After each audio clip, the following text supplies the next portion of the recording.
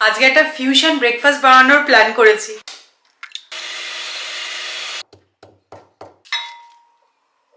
এই যে আজকে আমি সকাল থেকেই তামঝামটা করছি, কি করছি তোমাদেরকে বলে দিই। আজকে আমি বানাচ্ছি গুড়ের প্যানকেক। এই যে বললাম না ফিউশন ব্রেকফাস্ট, প্যানকেকটা তো বুঝতেই পারছো বিদেশি খাবার, তার সাথে আমি একটু দেশি ছোঁয়া অ্যাড করছি। অনেক গুড় বেঁচেছে বুঝলে তো, শীত তো এবার যাবে যাবে করছে, তো ভাবলাম যে ট্রাই করা যেতে পারে। একটা ডিম অ্যাড করে দেখো, ভালোভাবে বিট করে নিয়েছি, তার মধ্যে পাটালি গুড় অ্যাড করেছি। এবার দিয়ে দিচ্ছি 1 কাপ ময়দা, 1/2 কাপ দুধ, 1/2 teaspoon baking powder, 1.5 tablespoon cooking oil আর অল্প একটু নুন অ্যাড করছি। দেন এটা ভালো করে মিক্স করব। গুড়ের এত সুন্দর গন্ধ বেরিয়েছে যে কি বলবো। আর দেখো ব্যাটারটা না একটু থিক হয়ে গেছে, তো আমি আবারও একটুখানি দুধ অ্যাড করছি। ব্যাটার একদম রেডি। এবার এটাকে জাস্ট লো ফ্লেমে ফ্রাই করব।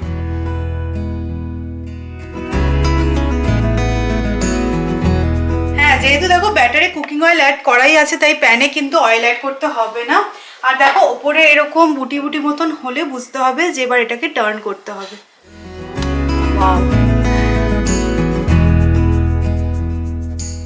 গুড়ের প্যানকেক একদম রেডি, দেখতেই পাচ্ছ ইয়ামি দেখতে লাগছে। আমি না ভাবছিলাম যেহেতু গুড় অ্যাড করেছি পারফেক্টলি হবে কি হবে না, তো তোমরা তো বুঝেই গেছো যে কতটা সুন্দর হয়েছে। আর গন্ধটা তোমাদেরকে আমি কি বলবো, ওটা তো আর বোঝাতে পারছি না। আর হ্যাঁ, প্যানকেকের উপর জেনারেলি ম্যাপেল সিরাপই অ্যাড করা হয়ে থাকে, কিন্তু আজকে যেহেতু আমি ফিউশন ফুড বানাচ্ছি, আমি এর উপর অ্যাড করব ঝোলা গুড়। কি হতে চলেছে আমি খালি ভাবছি, পিওর ইনোভেশন, সত্যি কথা। খেয়ে দেখতে হবে এবার খালি যে কিরকম হয়। But somewhere down the line we changed and we grew and we fell at a time. Good morning everyone, welcome back to the channel. সকাল সকাল ভালো খাবার খেলে দেখবে মনটাও ভালো হয়ে যায়। একটা কথা আছে না, গুড ফুড গুড মুড। তোমরা অনেকেই দেখলাম জিজ্ঞাসা করেছো যে সৌমি, তোমরা যখন বাড়িতে থাকো না, গাছগুলোকে কি করে মেনটেন করো। তোমাদের থেকে এই আইডিয়াটা আমি পেয়েছিলাম, আর এই আইডিয়াটা এতটাই ভালো যে আমার মনে হলো যারা যারা জানো না তাদেরকে জানাতেই হবে। তো বড় একটা ড্রাম নিই, তার মধ্যে অল্প একটু জল অ্যাড করি আর টবগুলোকে তার মধ্যে বসিয়ে যাই। আর প্লান্টারের মধ্যেও তোমরা এরকমভাবে জল অ্যাড করে দিতে পারো। আর নিচ থেকে ধরো জলটা সোক করবে, গাছগুলো কিন্তু মরবে না। দেখতেই পাচ্ছ কি সুন্দর আছে। তো তোমরা যেরকম আমার থেকে আইডিয়া পাও, আমিও কিন্তু তোমাদের থেকে অনেক এরকম ছোটো ছোটো আইডিয়া পাই। তো এরকম ভালো ভালো আইডিয়া কিন্তু শেয়ার করতে ভুলো না। এত বড় বড় লেকচার দিচ্ছি। দেখো এই গাছটা কি হয়েছে, এটা অ্যাকচুয়ালি না বাথরুমে ছিল, জলে বসাতে ভুলে গেছি যথারীতি, তো এই অবস্থা হয়েছে এটার। তো প্লান্টারটা যেহেতু আছে, মরা গাছ তো বাড়িতে রাখাও ভালো না, এটাকে ফেলে দেবো। আর প্লান্টারটা আছে যেহেতু, ভাবছি এটা ভালো গাছ লাগিয়ে নিয়ে আসি। Face to face in this trashy bar. Another glass and I am going. হাতে করে নিয়ে যাবো? হ্যাঁ হ্যাঁ, হাতে করে নিয়ে বসিয়ে নাও, ব্যাস। আবার কি,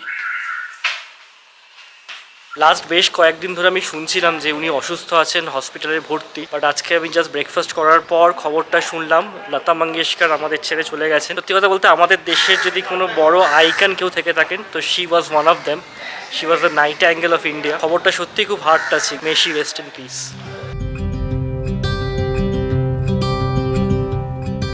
কালকের কিন্তু লুপলাপেটা মুভিটা খারাপ ছিল না, ভালো লেগেছে। কিন্তু মুভির মতো আমরা যদি জীবনে 3বার করে সুযোগ পেতাম তাহলে আরো ভালো হতো, তাই না? ঠিক কথা, তাই কি সুন্দর দেখিয়েছে না?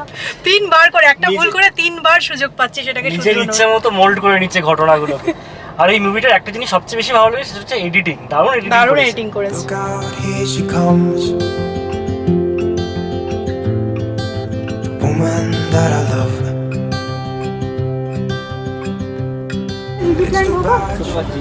ये सब लगा सकते हैं, पिटोनिया, मनी प्लांट ऑलरेडी है। कैलेंडर लगा दोगे? ये इंडोर है क्या? इंडोर है ये फूल गाछ, ये ये फूल चला जाता है, तुम्हारे इधर से लेके जाएगा, 1-2 बार होगा फिर चला जाएगा फूल। नहीं जाएगा सब फूल, ये तो कटिंग कीजिए ना। फूल गाছের ভরসা নেই বাবা, ফুল গাছের ভরসা নেই। এখানে দেখো কত টাইপের প্লান্টার আছে, আর দেখতেও খুব সুন্দর। যতই ভাবি যে ফুল গাছ নেব না, কিন্তু ফুল গাছ দেখলে না কন্ট্রোল করা যায় না, এত ভালো লাগে দেখতে।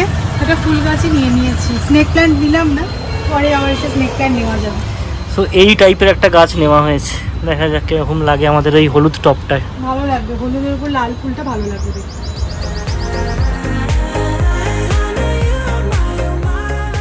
আজকে জানো তো ভেবে রেখেছিলাম যে একটু স্কিন কেয়ার করবো, এই কদিনে মেনটেন করার সময়ও পাইনি। ডেলি বেসিসে যেগুলো প্রোডাক্ট ইউজ করি সে ঠিক আছে, কিন্তু এই দই, বেসন আর মধু এই প্যাকটা না আমার স্কিনে খুবই স্যুট করে, স্কিনটাকে ব্রাইটেন করে আর খুব সফট করে। তোমাদের বলছিলাম না স্কিনটা ভীষণ ড্রাই হয়ে গেছে, তো এই প্যাকটা এখন চটপট লাগাবো। আজকে অ্যাকচুয়ালি আমার রান্নার খুব একটা ঝামেলা নেই, তাই জন্য এইসব সুযোগগুলোই পাচ্ছি।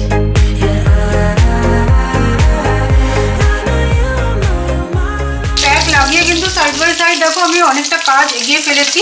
তো এখানে এখন মাছের মাথা ভাজা চলছে, এখানে সমস্ত সবজি টবজি কাট করা হয়ে গেছে। পুঁই শাকের চচ্চড়ি বানাবো মাছের মাথা দিয়ে, পুঁই শাক, আলু, কুমড়ো, ঝিঙে কাট করা হয়ে গেছে, মাছের মাথাও ভাজা হয়ে গেছে। তুমি এরকম ভাবে কথা বলছো কেন গো? বেশি টান লাগলে রিঙ্কল করে দিতে পারে। ওরে বাবা রে, আসবো না।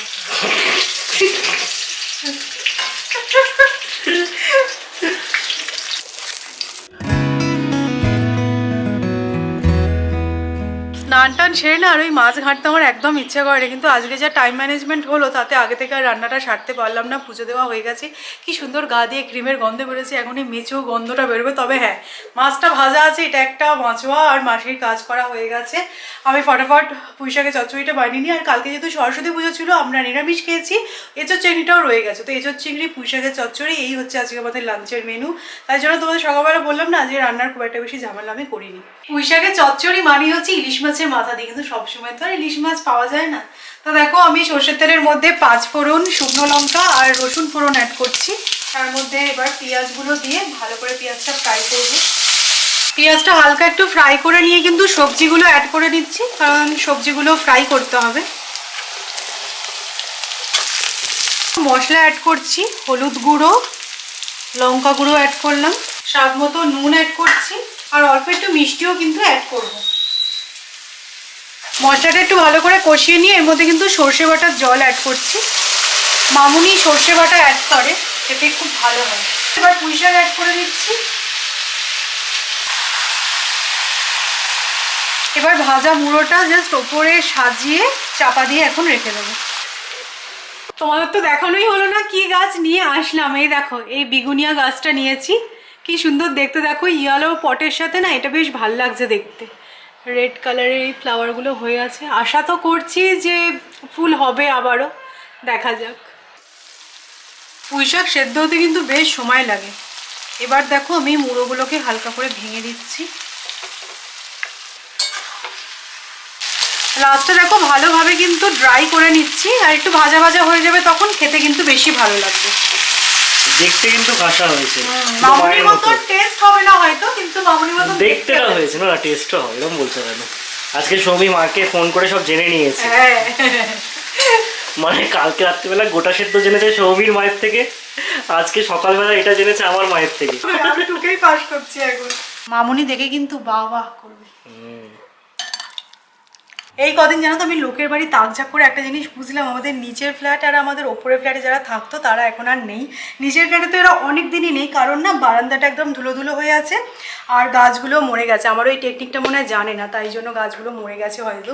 তো এইসব দেখে টেকে আমি আর সৌরভ না মাঝে মাঝে ভাবি যে কেন আমরা পুনেতে আছি, কারণ আমাদের রুট হচ্ছে কলকাতা, আর আমরা সত্যি কলকাতাকে খুব ভালোবাসি। না অ্যাকচুয়ালি ব্যাক ইন 2019 যখন আমরা ফ্ল্যাটটা কিনেছিলাম তখন তো এই ওয়ার্ক ফ্রম হোম কালচারটা ছিল না, বা এরকম টাইপের কিছু হতে পারে সেরকম কোনো ধারণাও ছিল না। মানে আমাদের বেস লোকেশন ছিল পুনে আমার অফিসের, তো আমি জানতাম যখন ফিরে আসবো, কারণ আমাদের প্ল্যানই ছিল আমরা পার্মানেন্টলি ইউকেতে সেটেল করবো না, ফিরে আসবো। আমরা না মানে একটুখানি হোমসিক আছি, আর আমাদের প্রত্যেকেই বাবা মা একটু বয়স হয়ে গেছে, তো সেই হিসেবে আমরা ভেবেছিলাম যে এখন নেক্সট কয়েক বছর আমরা যাব না। তো ইন্ডিয়াতে ব্যাক করে পুনেতে আসতো, তো সেই কারণেই ফ্ল্যাটটা কেনা। বাট তারপর থেকে যা চলছে, বাবা 2020 গেল, 21 তুমি তো বলেছিলে না যে এই বছরের শুরুতে তোমাদের অফিস, মানে আমাদের অক্টোবর নভেম্বরে লাস্ট ইয়ার বলেই দিয়েছিল যে ফেব্রুয়ারি থেকে, হয়তো রোজ নয় বাট এভরি অল্টারনেট ডে বা উইকে 2 দিন এরকম আসতে হবে অফিস। তখন আমরা ভাবছিলাম যে ভালোই হয়েছে পুনেতে ফ্ল্যাটটা কিনেছি, যাই হোক অফিসটা তো শুরু হবে। বাট ওমিক্রন এসে সব ঘেটে গেল, আর এখন মানে কালচারটাই এমন হয়ে গেছে না, আমার মনে হয় না এখন অফিস ব্যাক করতে বললেও লোকে কমফোর্টেবল হবে অফিসে গিয়ে কাজ করতে। তো সেই ওয়ার্ক ফ্রম হোমটা যদি চলতে থাকে তাহলে কিন্তু মানে ফ্ল্যাটটা কেন কিনেছি বা কি, বা শুধু ফ্ল্যাট কেনা তো নয়, আমরা অনেক ইনভেস্টমেন্টও করে ফেলেছি, হোয়াইট গুডস থেকে শুরু করে ইন্টেরিয়ার সবকিছু। তো বিশ্বাস করবে না, লাস্ট দুদিন ধরে আমি আর সৌরভ এটা নিয়েই শুধু ভাবছি যে আমরা কেন এখন পুনেতে আছি। আমাদের যদি নিজেদের ফ্ল্যাট না হতো তাহলে কি আমরা এখন পুনেতে থাকতাম? থাকার কোনো প্রশ্নই উঠছে না। সত্যি কথা বলতে আমাদের না কোনো রিলেটিভ না সেরকম কোনো ফ্রেন্ড কেউই পুনেতে নেই, সবকিছু কলকাতাতে রয়েছে। শুধু আমরা যেন দুজনে উদ্দেশ্যহীনভাবে পুনেতে একটা ফ্ল্যাটের মধ্যে রয়েছি, মানে কোনো মানে হয় না। না যদি ধরো অফিসটা আছে ঠিক আছে, কোনো অসুবিধা নেই, কর্মসূত্রে এদিক ওদিক সবাইকেই থাকতে হয়, সেই ব্যাপারে কোনো কমপ্লেন করার জায়গাই ছিল না। আমি আর সৌরভ এখন ভাবছি যে কয়েকদিনের জন্য হয়তো আমরা কলকাতা মুভ করে যাব। পার্মানেন্ট মুভ হয়তো করতে পারবো না, যেহেতু এটা নিজের ফ্ল্যাট। আর কি বলতো, শুধু ফ্ল্যাট নয়, অনেক ইনভেস্টমেন্টও হয়ে গেছে, হোয়াইট গুডস থেকে শুরু করে ইন্টেরিয়ার। যখন আমরা ইন্টেরিয়ারও করেছিলাম তখনও ভাবতে পারিনি যে এটা এত ফারফেস্ট হবে বলে। তখনও ভেবেছিলাম হ্যাঁ ঠিক আছে, এই বছরটা হয়তো কেন 2022 থেকে আবার সব খুলে যাবে। ইনফ্যাক্ট আমরা এটাও ভাবছি হয়তো আবার যদি 2-3টে এরকম ভেরিয়েন্ট আসে তাহলে হয়তো এই ফ্ল্যাটটা সেল আউট করে দিই আমরা কলকাতাতে। হ্যাঁ, কলকাতাতে পার্মানেন্ট মুভ করে তখন এটাকে ভবিষ্যৎ দেখতেই হবে। এবং আমাদের নিয়ার ফিউচারেও কিছু প্ল্যানস আছে, তো সেই সব মাথায় রেখে আমরা ভাবছি কি করা যেতে পারে। দেখো সৌরভের অফিসটা হচ্ছে ফার্স্ট প্রায়োরিটি ছিল, কিন্তু অফিসটাই এখন যখন নেই, মানে যে কোনো প্রান্তে বসেই যখন আমার অফিস করা যেতে পারে তাহলে ওয়াই নট কলকাতা। আর সত্যি বলতে কলকাতাকে আমি খুব ভালোবাসি। আর এখন যদি আমরা গিয়ে কিছুদিনের জন্য থাকি তাহলে মা বাবাও বেশ খুশি হবে, আনন্দও পাবে। তো সেই ব্যাপারটা আমরা দেখছি, ওরাও একা একা থাকে, বয়স হয়েছে। আর আমাদের যেটা সব থেকে ভালো, যেটা আর কি আমরা ডিসকাস করছিলাম, যে আমরা যদি যাইও জাস্ট আমাদের জামা কাপড়টা বেঁধে নিয়ে যেতে হবে। আমাদের সেটআপ পুরো আছে। সৌমি তো 6 মাস আমাকে ছাড়াই ছিল। হ্যাঁ একদম, আমার কোনো চাপ নেই। তো সেই জন্যই ভাবছি যে এদিক ওদিক করবো না, বাবার ট্রিটমেন্টটাও মানে ভালো মতনই হয়ে গেছে। তো সেই হিসেবে আমরা হয়তো কিছুদিনের জন্য এখন কলকাতায় যেতে পারি। তো তোমরা জানাও যে এই নিউজটাতে তোমরা এক্সাইটেড হলে কিনা, মানে তোমরাও অনেক সময় বলেছো যে কলকাতা ব্লগ দেখতে বেশি ভালো লাগে। তো দেখা যাক কি হয়, হয়তো মানে কিছুদিনের মধ্যে কোনো খবর তোমরা পেতে পারো। কি সুখবর না, অন্যরকম কিছু সুখবর পেবো না, কলকাতা মুভ করার সুখবরটা পেলেও পেতে পারো একদম। সৌমি, সরস্বতী পুজো কিন্তু কালকে হয়ে গেছে। হ্যাঁ সিরিয়াসলি? এটা আমি খেয়াল করে পড়িনি, আমি সত্যি বলছি। তুমি কালকে বললে নীল, আজকে দেখো হলুদ, তার আগের দিনও হলুদ পড়েছে। হ্যাঁ এক্স্যাক্টলি। না আজকে তো ভাষা, আজকে তো পড়তেই হতো, যেটা বুঝি পড়েছি। বাবা তাই বুঝি? তোমারই সরস্বতী পুজো যাচ্ছে কিন্তু। হ্যাঁ, চতুর্থী ষষ্ঠীতে একদম দারুণ দিচ্ছ। চলো আজকে কিন্তু তোমাদেরই বলা একটা জায়গায় আমরা যাচ্ছি। দেখো এবার এসে গিয়ে আমার ধাক্কাটা মারবে। দেখো হ্যাঁ মেরে দাও, ধাক্কা মেরে দাও। ওটা তুমি চাইছো মনে মনে, ওটাই তো তোমার ইচ্ছা, শখ। আমি কথা বলছিলাম সবার সাথে। আচ্ছা, তোমাদের বলা মতো আমরা এই কান্নুকি চাইতে এসেছিলাম চা খেতে, বাট আজকে রোববার বলে মনে হয় দারুণ ভিড়। এখানে বসার জায়গা তো আজকে পাওয়া যাবে না। কি খুব ভিড়? খুব ভিড় রোববার বলে মনে হয়, বাট ইন জেনারেল মনে হচ্ছে জায়গাটা ভিড়ই থাকে। তাহলে কি করবো? বাড়ি গিয়ে চা বসাবো আর কি। না না, আমি তো সেজে গুজে এসেছি, প্লিজ কোথাও চলো। কোথায় যাওয়া বলো তুমি? স্পেশালি দেখবি রোববার এই সময় বাড়িতে থাকতে একটুও ভালো লাগে না। চলো স্টারবাকস কি সিসিডি। না আরেকটা পেয়েছি টি ভিলা বলে, দেখছি ওখানে, চলো কাছেই। I don't know where she came from. Kinda turned me upside down. I just don't know what to do. কান্নুকি চাইতে জায়গা না পেলেও আমরা চলে এসেছি সামনাসামনি টি ভিলা ক্যাফে।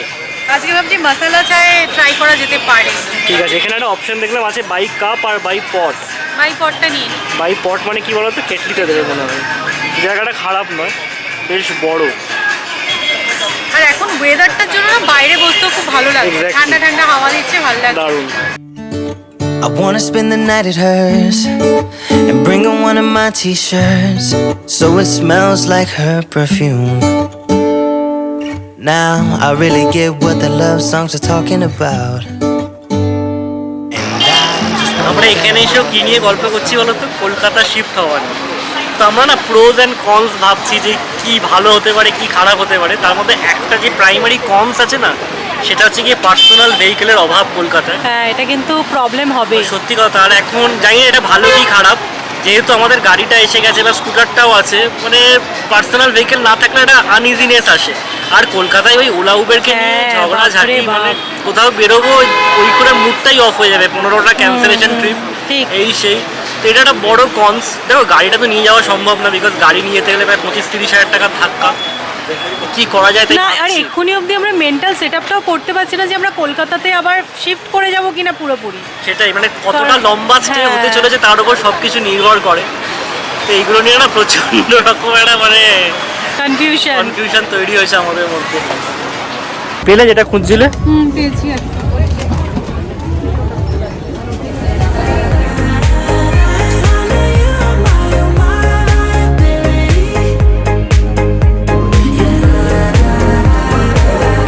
ये कितने का है भैया?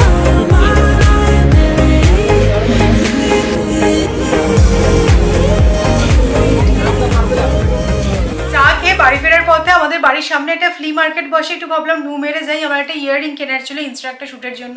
ইয়াররিংটা আমি যথারীতি পাইনি, কারণ ওই ম্যাচিংয়ে আর কি পেলাম না। কিন্তু দেখো এই নেক পিসটা পেয়েছি, যদিও এটা খুবই ওল্ড স্কুল মানে পুরোনো ডিজাইন আর কি, কিন্তু আমার কাছে এরকমটা নেই। তো বিটসের এই নেক পিসটা নিয়েছি, পরে বেশ ভালোই লাগছে গোল্ডেন কালারের ওপর। তো আমি শাড়ির সাথে এটা পেয়ার আপ করতেই পারবো, তাই ভাবলাম যে নিই। এটা মাত্র 100 টাকা নিল, আমার কাছে খুবই চিপ মনে হলো, তাই নিয়ে নিয়েছি। তো এইটা একটা নিলাম, আর সেরকম কিছু ভালো দেখতে পেলাম না। এখানে একজন পাগল হয়ে গেছে। কি করছিস তুই এটা?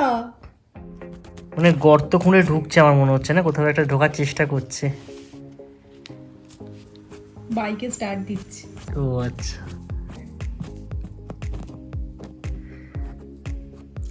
সো চলো আজকের মতো ব্লগটা এখানেই এন্ড করছি। অ্যাকচুয়ালি এখন আমাকে দুটো ভিডিও এডিট করতে হবে। আজকের এই ব্লগটা এডিট করব, প্লাস আনকাটের একটা মেকআপ ভিডিও শ্যুট করেছিলাম সেটাও এডিট করতে হবে। আমি আনকাটের জন্য 5খানা ভিডিও বানিয়েছি টোটাল, তার মধ্যে দুটো আছে হচ্ছে মেকআপ ভিডিও, খুব হেল্প করবে তোমাদেরকে। কিন্তু মেকআপ ভিডিও না এডিট করতে অনেকটা সময় লাগে, আর আমার ওই দুটো ভিডিও এডিট করা হয়নি, তো ওটাকে এবার আমাকে এডিট করতেই হবে। আর এটাকে দেখো রিল্যাক্সে শুয়ে ঘুমাচ্ছে। মানে এই সপ্তাহের মতো হয়ে গেল না, রোববারের রাত্রি মানে হ্যাঁ, একদম মন খারাপ। শেষ, মন খারাপ, ঝিমিয়ে পড়েছে। হ্যাঁ তুমি আর বকো না, ওয়ার্ক ফ্রম হোম, তাও আবার মানে তাও অফিসে গেলে এগুলো শোভা পায়। যাই হোক উইকেন্ড ফিলিংসও থাকে নাকি। তো তোমাদের সাথে আবার কালকে আমাদের দেখা হচ্ছে, ততক্ষণের জন্য টাটা।